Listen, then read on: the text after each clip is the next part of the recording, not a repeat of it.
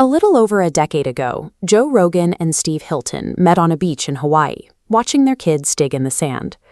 When Hilton moved to California in 2012, the state still felt like an engine of optimism, a place defined by its opportunity and culture, long before hyperpolarization took hold. Today, that vision is difficult to find. Walk through downtown Los Angeles and you are met with miles of blue tents, unchecked squalor, and medieval diseases re-emerging in the shadows of billion-dollar skyscrapers. These visible failures share a common architecture.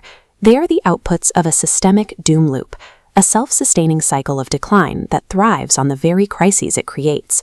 Here is how that loop operates. A genuine public crisis emerges.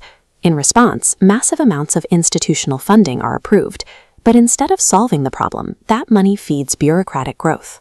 The bloated system requires more cash to sustain itself, which means it must allow the original crisis to worsen.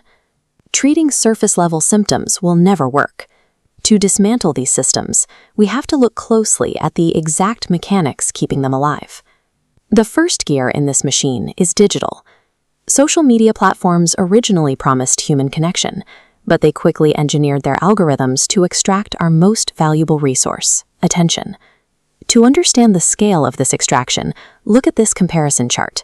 While human users make up a fraction of the activity, cybersecurity experts estimate up to 80% of the traffic consists of automated bots, state-sponsored networks designed to fuel outrage. For children, these platforms act as digital pacifiers. The infinite scroll is a calculated feature, manipulating dopamine to ensure users never look away. The damage is so severe that dozens of states are now suing companies like Meta for trillions of dollars, presenting evidence that these platforms intentionally engineered their apps to addict minors. The digital loop thrives by keeping the population perpetually distracted and angry. An isolated, anxious user base is much easier to monetize. As the digital machine manufactures anxiety, the medical industry stands ready to treat it. But instead of addressing the root causes of our modern isolation, the healthcare system prioritizes chemical intervention. Pharmaceutical companies operate on a profit incentive that relies on ongoing treatment.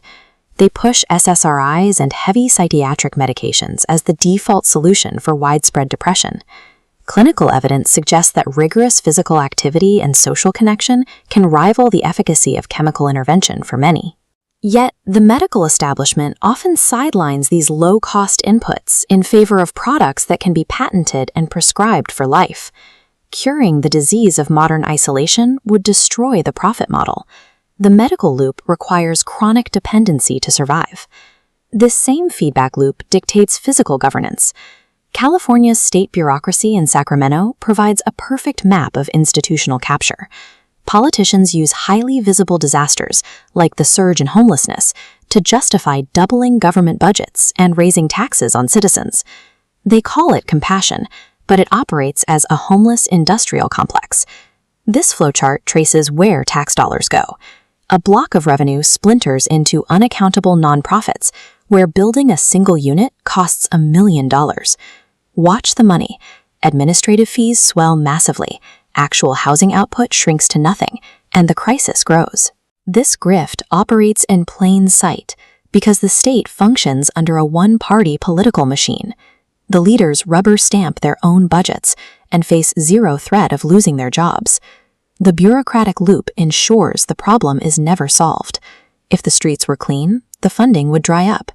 The system's survival depends entirely on managing the crisis, not ending it. Escaping these captured systems requires an active rejection of the synthetic.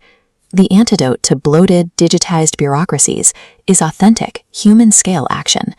You break the loop by taking extreme ownership of your physical reality. That means putting the phone down, training your body, and building genuine in-person communities that exist completely off the grid. It also requires spaces where groupthink is actively dismantled. Stand-up comedy operates as one of the last uncaptured art forms. In a dark room with a microphone, the truth bypasses bureaucratic filters, and the audience decides immediately what is real and what is absurd. Physical action and communal truth-telling form a human immune system. They protect individuals from being absorbed into both the digital and medical feedback loops. That same individual rebellion can be translated into political action. It is the driving force behind Steve Hilton's outsider campaign for governor of California. He is not running a standard political campaign. He is proposing a hostile audit of the state bureaucracy, aiming to cut out the middleman nonprofits and restore direct, human-scale accountability. The financial gears of the doom loop only turn as long as the public remains disengaged. It remains too big to rig only as long as we stay behind our screens and refuse to force the system to answer for its failures.